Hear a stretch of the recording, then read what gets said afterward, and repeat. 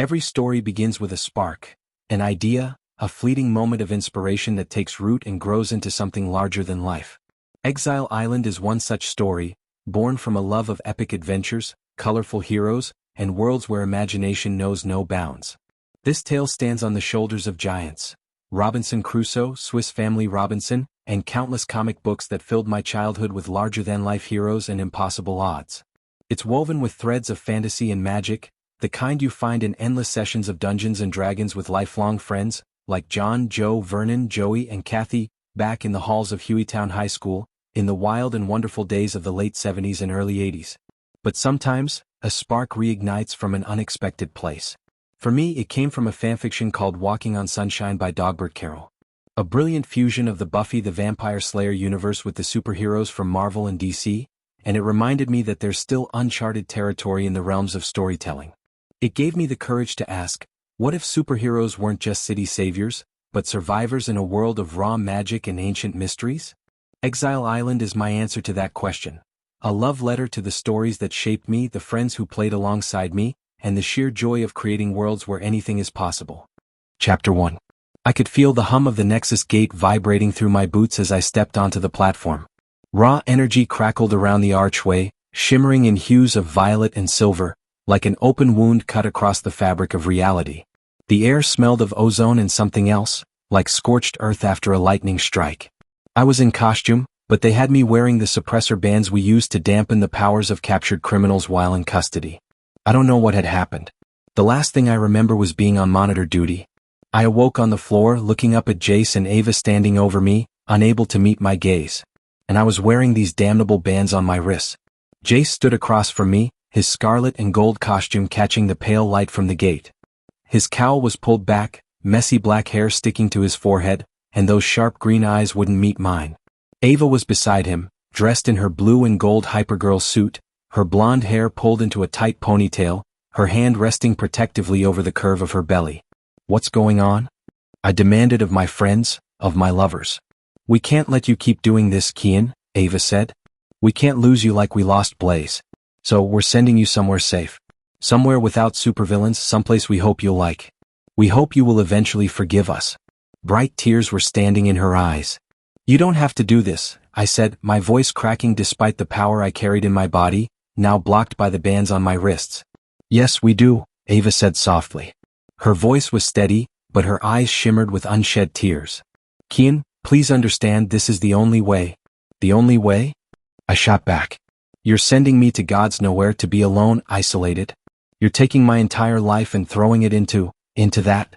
I pointed at the Nexus Gate, where the energy swirled in chaotic patterns. Jace winced, his gloved hand clenching at his side. You'll be safe there, Cian. As soon as you land, the suppressor bands will release you. Safe? I barked out a humorless laugh. You're exiling me. Don't dress it up as something noble.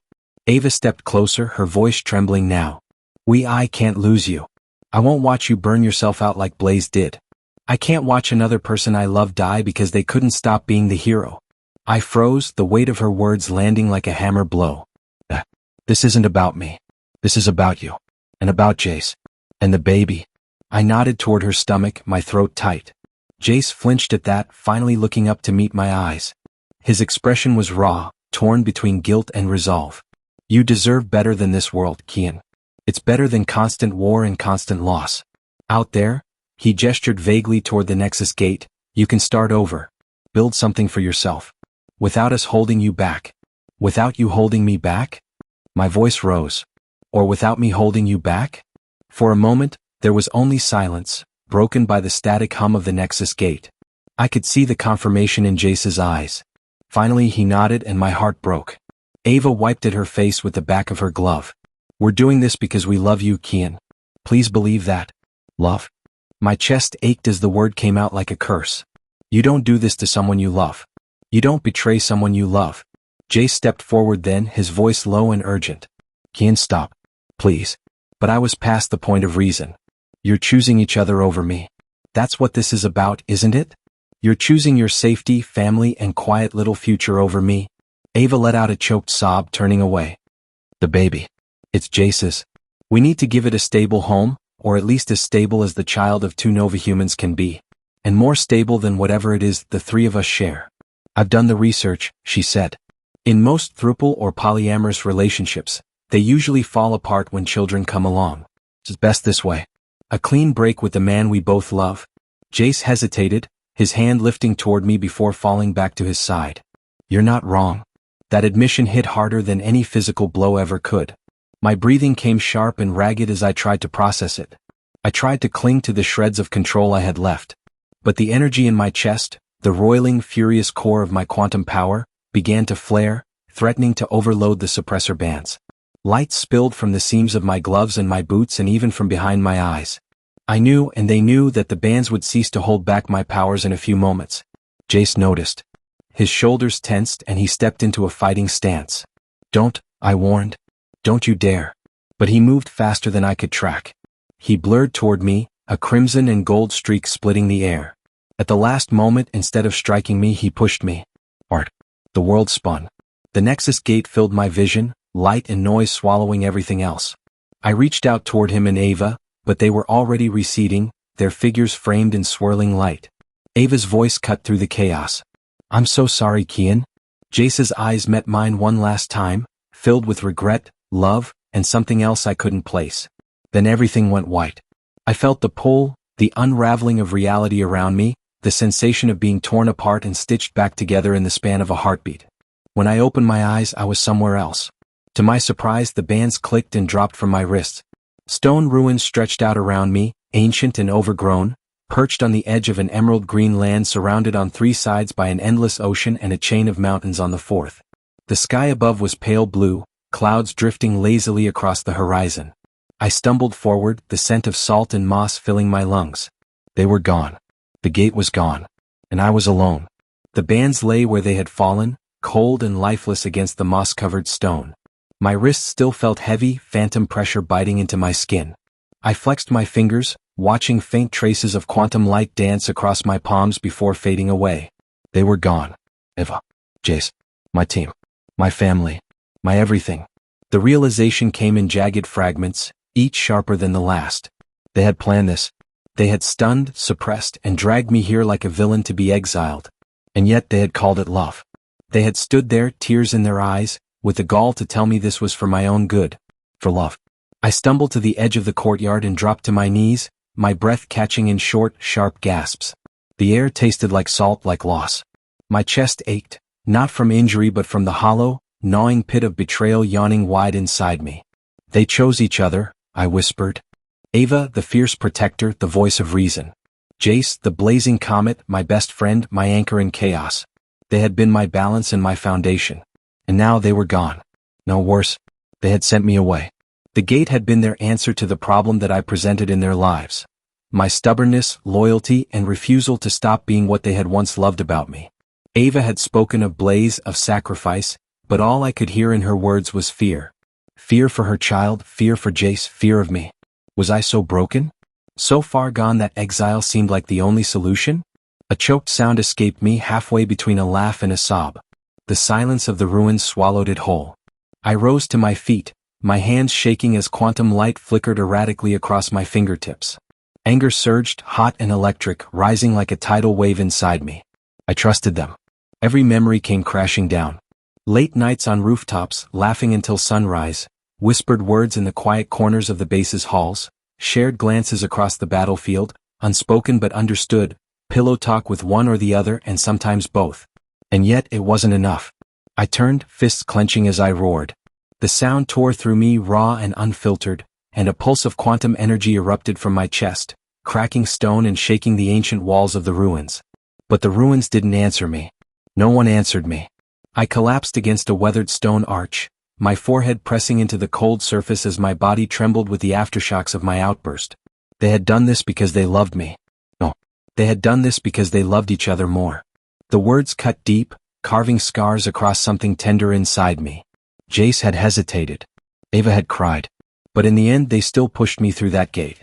Whatever love they still had for me had been outweighed by their love for each other and their child. I slid down to the ground, knees pulling to my chest as I wrapped my arms around myself. The ruins felt too big, too empty. Every echo of my breath felt like mockery. You'll be safe there, Cian. For your own good. We hope you'll forgive us. Would I? Could I? I closed my eyes, letting the sounds of the ocean wash over me. For the first time in years there was no mission, no team, no alarms blaring in my ears. There was only me, alone in a place where no one could reach me. Somewhere deep inside, beneath the raw edges of anger and grief, there was a whisper of something else, something quieter. Survive. I took a shaky breath and opened my eyes. They were gone. But I was still here. And for now that would have to be enough. The first sign was the hum. A deep, resonant vibration rippled through the air, making the stone beneath my boots tremble. I turned, the wind catching in my hair as the courtyard around me lit up with sharp flashes of blue light. A warning buzz filled my ears like the sound of something heavy powering up. One by one they arrived with the popping sound of displaced air. Dozens of massive crates, each 8 feet to the side, materialized in the open courtyard. They slammed into place with a thud, perfectly aligned as if arranged by an unseen hand. The air smelled faintly of ozone and burnt circuitry. I stared at them, chest heaving, my pulse pounding in my ears. Each crate was matte black, with a faint shimmer to its surface, advanced tech, unmistakably from home. On the front of every crate was a small thumbprint scanner, glowing faintly blue. There was also a manifest displaying the contents. Slowly I approached the nearest, my boots crunching on the moss and gravel. I hesitated, my hand hovering over the scanner. Did I even want to know what was inside? The scanner chirped softly as it recognized my print. With a hiss of hydraulics, the front panel slid open, revealing a small pedestal in front of boxes stacked neatly behind it. On it sat a crystalline device, softly pulsing with internal light. A holographic crystal. I swallowed hard and reached out, my fingers trembling as they brushed the surface. The crystal flared to life, light bursting from within, forming a shimmering, translucent figure before me. It was Ava. She looked tired, her face pale, and her golden hair pulled back into a tight ponytail. Her costume shimmered faintly in blue and gold, and her hands were tightly clasped at her waist. Cian, she began, her voice soft but steady. If you're seeing this, then the crates have arrived and you're still alive. That's something at least? I couldn't breathe. I owe you an explanation, she continued, her eyes glistening with unshed tears. After Blaze's death, after the media turned his sacrifice into nothing more than a footnote in favor of some meaningless rapper sex scandal, I realized I couldn't do it anymore. I couldn't lose you like that too. I couldn't watch the world reduce you to a headline and then forget you existed. She paused, wiping her eyes before taking a deep breath. Then I found out I was pregnant. Jace is the father and everything changed. I had to make a choice, Cian. For my son. For Jace. For myself. We decided to retire. To step away from all of it. And that choice couldn't include you. Her voice cracked and she pressed a hand over her mouth before continuing. You would never stop, Cian. You would never walk away. You would keep fighting, putting yourself in danger and risking your life because that's who you are. And that's what we love about you. I shook my head, my chest tight, the ache behind my ribs turning sharp. We chose this place because we know you. Because we know your heart. You've always loved stories about fantasy worlds with elves and dwarves and forgotten ruins. We wanted you to have a chance at something different. Something peaceful. She described the island then, its size, its climate, and the fact that it was thousands of miles away from any other civilization. The island was roughly the size of Ireland, dominated by rolling hills, dense forests, and clear rivers. Its temperate climate mirrored places like North Carolina or Kentucky, with mild winters and warm summers. There were fertile valleys ideal for farming and wild game roaming freely in the woods. The coasts boasted rocky cliffs and hidden coves, with long stretches of beach where the waves lapped against the shore. Beyond the horizon, she spoke of sprawling continents filled with diverse civilizations. This world isn't unlike the ones from our D&D campaigns back in middle school, she said with a small, sad smile. There are elves, dwarves, gnomes, orcs, and humans. And when you're ready, when you decide you're ready, I hope you'll venture out to meet them. The geography is radically different from Earth, but English is sort of the human tongue spoken by most human civilizations. It is sort of the lingua franca of this world. The human kingdoms are a patchwork of rival nations, kingdoms, and free cities, each with its own ambitions and alliances. Their cultures range from knightly orders in shining plate armor to nomadic tribes riding across windswept plains, almost all based on European traditions. The elven enclaves are towering forest cities built into the ancient trees, with glittering spires rising above emerald canopies. The elves are scholars, artisans, and sorcerers, but their ancient society is fracturing under the weight of internal politics. The elves are as much as they were described in our old gaming books. Short by human standards with pointed ears, fair features and lithe in build. They live in harmony with nature and have access to ancient magics that no human has ever mastered. The dwarven halls are deep beneath jagged mountain ranges and lie in vast subterranean cities of stone and metal. The dwarves are master crafters and warriors, but their ancient tunnels are plagued by shadowy creatures from below. They are a short, stout species, almost as broad as they are tall and heavily muscled with long beards. Yes, even the females have beards. They are very Nordic in nature. The gnomish workshops are hidden in valleys and isolated mountain villages filled with inventive gnomes whose clockwork contraptions and alchemical marvels rival modern human technology. Gnomes are small, typically standing around 3 feet tall, with nimble fingers, wide, bright eyes, and wild hair that seems perpetually untamed. Their faces often carry an air of mischief or deep curiosity. The Orcish warlords. Once seen as brutish and chaotic, some few orc tribes now follow noble chieftains who fight for honor and stability, carving out territories in wild, untamed lands. Orcs are tall and powerfully built, with thick muscles and sharp tusks protruding from their lower jaws.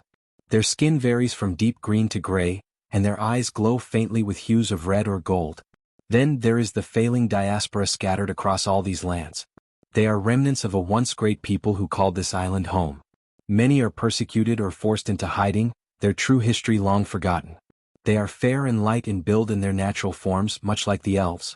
Their eyes tend to be blue, green, or gold, and their hair ranges from silver blonde to deep honey and from strawberry blonde, much like your own, to deep chestnut. They are creatures of magic and mind who can shape-shift to look like anyone they wish, and therefore are able to hide amongst other populations. Her voice lowered to almost a whisper. But please, Cian, take your time. Grieve. Build. Make this island your own. I hope you'll think of me sometimes. Of Jace. And of our son. His name will be Cian after you. Her voice cracked again and she looked away. I love you. I will always love you. The hologram flickered, then went dark. I stood there for a long time, staring at the empty pedestal. My throat felt raw and I realized I was clutching the edge of the crate so hard my knuckles had turned white. Then another hologram activated. Jace appeared, standing tall in his scarlet and gold suit, his hair a mess and his expression haunted. Hey kid, he said softly. I guess you've already heard Ava's piece. So here's mine. His voice was rougher, less steady. I love you, Cian. I always will. But I had to make a choice. Ava and our son had to come first. And I knew you wouldn't stop. You wouldn't let go. And that would have broken all of us in the end. He went on, explaining more about the world beyond the island. Vast continents, sprawling cities built by elves and dwarves, human kingdoms clashing in politics and war. He spoke of ancient ruins, powerful magics, and whispers of the failings, a people scattered and persecuted across the world. This island was once their home, he said quietly. Their homeland before they were driven out. Maybe you'll find something here. Something worth holding on to. I know how much you loved the Foxfire and Bushmaster skills your dad taught you. I even included a complete set of the Foxfire books for you. I know you have the skills, the drive, and the ability to turn this island into your home. Finally, he sighed, shoulders slumping. I know you'll hate me for this. I know you might never forgive me. And that's fair. But hail to the new king, Cian. The hologram vanished. I stood amidst the crates, the weight of their words pressing down on me like an avalanche. My heart was a storm of grief, anger, love, and something else, a tiny flicker of curiosity. Beyond this island, there was a world waiting for me. But for now, I had to look to survival. I wiped my eyes, turned to the crates, and began taking inventory. Farming tools included plows, hoes, sickles, shovels, and hand axes. 2 whole crates were dedicated to seeds, seedlings, and saplings, including staple crops, herbs, spices, and fruit trees. There was also durable survival gear, including tents, sleeping bags, cooking equipment, and preservation supplies. I found medical supplies, first aid equipment, solar panels, and rechargeable high-capacity batteries. There were even construction materials including nails, screws, and every kind of tool I could think of or need. I even found several high-tech tablets preloaded with manuals, survival guides, and an extensive digital library. They included clothing, protective gear for various climates, food rations, preserved supplies, and miscellaneous essentials. Most important was the farming equipment, which included heavy steel plows, sowing, and reaping equipment that could be hitched to horses or cattle. No tractors, of course, but I could figure something out, I was sure. There were even stone churns. As Jay said, I had great Foxfire skills. The crates were gone, safely stored in the shimmering fold of my pocket dimension. Each massive black cube had disappeared with a pulse of blue energy as I willed them away. Knowing I had the weight of an entire lifetime's worth of supplies tucked neatly into a corner of existence only I could access was a strange feeling. The crates themselves were useful. Their sturdy, high-tech exteriors could be repurposed for shelters or storage later. But the pocket dimension held more than just crates now. There were pieces of my life, echoes of my past. It held a set of antique books my grandmother had passed down, my grandfather's old pocket watch and my mother's silver locket, still carrying her faded photograph. I had nearly a house full of furniture from my grandparents' old Victorian house that might be useful later. I hadn't looked at it in a couple of years and now wasn't the time. My chest felt tight at the thought of them. Focus. The ruins loomed around me, a silent monument to whatever civilization had once called this place home. The tower stood tall, its silhouette stark against the pale sky. The courtyard stretched out, cracked and overgrown with moss, lichen and stubborn vines that clawed their way through broken tiles. I started walking. The stone walls surrounding the main structure were surprisingly intact, though time had eroded their edges and left deep cracks spider webbing across their surfaces. I noticed that they fit so tightly together that mortar was not needed. Large sections of stone had crumbled entirely, and in some places, great chunks of the outer wall had collapsed inward, leaving piles of jagged rubble and loose gravel. Even that may be of use. I would definitely need to find a quarry from which to cut stone for replacements. Perhaps the mountains beyond this peninsula would have what I needed. Above me, the remnants of massive wooden beams jutted out from the remaining roofs, their timber blackened with rot and sagging under their weight.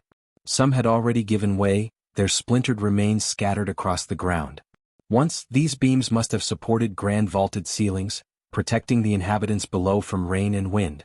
Now they hung like skeletal remains, hollowed out and broken. The windows of the main structure were primarily empty, their glass long since shattered or worn away by the elements. A few twisted remnants of lead lining still clung to the frames, and in one room, a cracked pane of stained glass caught the light, casting fragments of faded blue and gold across the mossy floor. Inside, the grand hall greeted me with quiet decay. The vaulted ceiling had partially collapsed, and beams of golden light poured through the broken stone above. Dust and pollen danced in the air, swirling in lazy spirals. Animals had made homes here. Nests built high in the rafters, burrows dug into the corners, and faint tracks of small mammals crisscrossed the floor.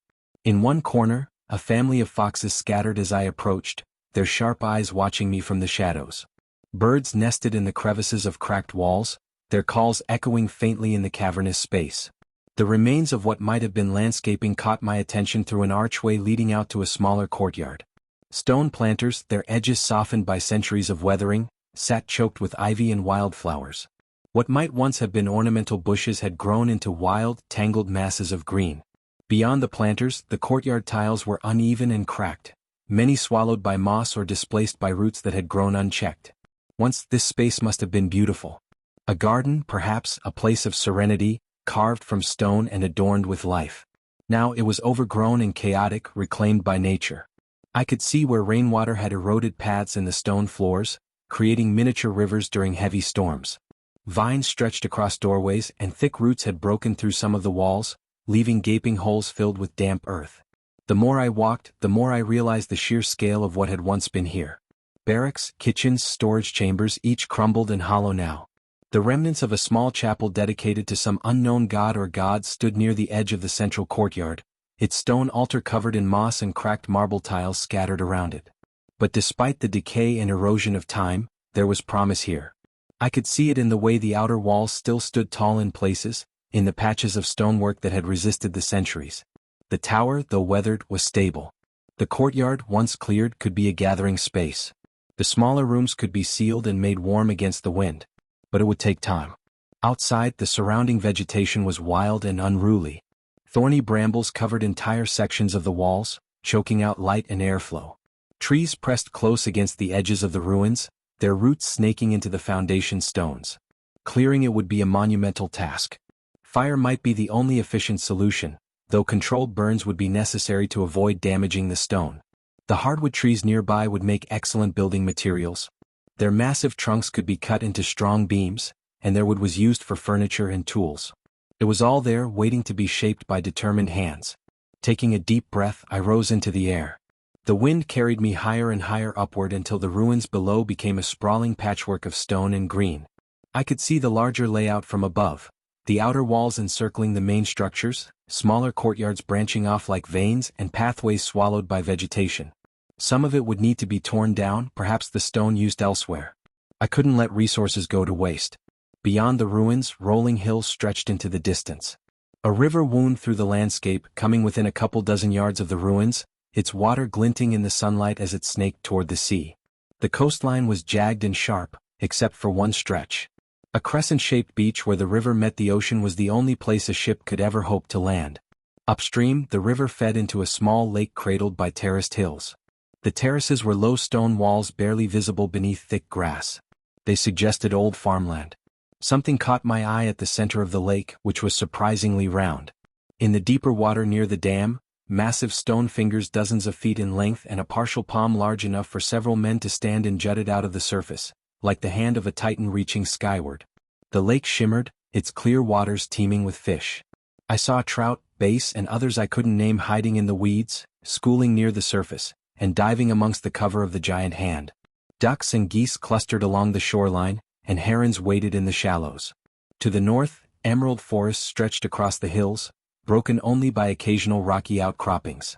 Flocks of birds wheeled overhead while herds of deer and wild cattle moved like living shadows among the trees. This place, it wasn't just habitable. It was alive, vibrant, rich. As I rose higher, I could see faint ruins scattered across distant hills hidden beneath canopies of green. This island had stories to tell.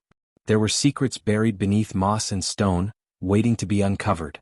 I hovered there for a long time, letting the wind carry away the weight of grief still lingering in my chest. For all their betrayal, for all the hurt and anger still festering inside me, Ava and Jace had given me something incredible. A chance. I lowered myself back to the courtyard stones, my boots hitting the mossy tile with a soft thud. The island was a world in miniature, a place of history, life, and untapped potential. But it was also my home now, and it was time to begin.